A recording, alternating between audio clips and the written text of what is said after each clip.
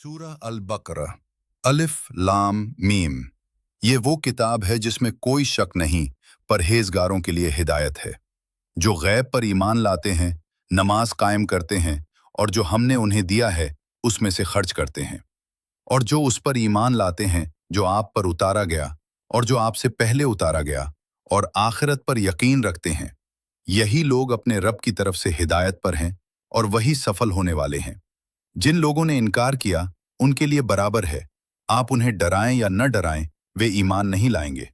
अल्लाह ने उनके दिलों और कानों पर मुहर लगा दी है और उनकी आंखों पर पर्दा है और उनके लिए बड़ा अजाब है।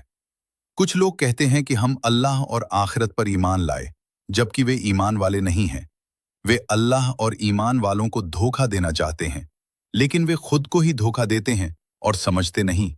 उनके दिलों में बीमारी है, तो अल्लाह ने उनकी बीमारी बढ़ा दी और उनके लिए दर्दनाक अजाब है, क्योंकि वे झूठ बोलते थे। जब उनसे कहा जाता है कि धरती में फसाद न करो, तो कहते हैं, हम तो सुधार करने वाले हैं। सुन लो, वही फसाद करने वाले हैं, मगर समझते नहीं। और जब उनसे कहा जाता है कि जैसे दूसरे लोग ईमान लाए हैं, तुम भी ईमान लाओ, तो कहते हैं, क्या हम भी बेवकूफों की तरह ईमान लाएं? सुन लो, वही बेवकूफ हैं, मगर जानते नहीं। और जब ईमान वालों से मिलते हैं तो कहते हैं, हम ईमान लाए, और जब अपने साथियों के पास जाते हैं तो कहते हैं, हम तुम्हारे साथ हैं, हम तो मजाक कर रहे थे। अल्लाह उन्हें उनके मजाक का बदला देता है और उन्हें उनकी गुमराही में भटकने देता है।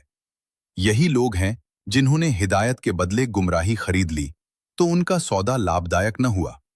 उनकी मिसाल उस व्यक्ति की तरह है जिसने आग जलाई, फिर जब रोशनी हो गई तो अल्लाह ने उनकी रोशनी छीन ली और उन्हें अंधेरों में छोड़ दिया। वे बहरे हैं, गूंगे हैं, अंधे हैं, अब वे वापस नहीं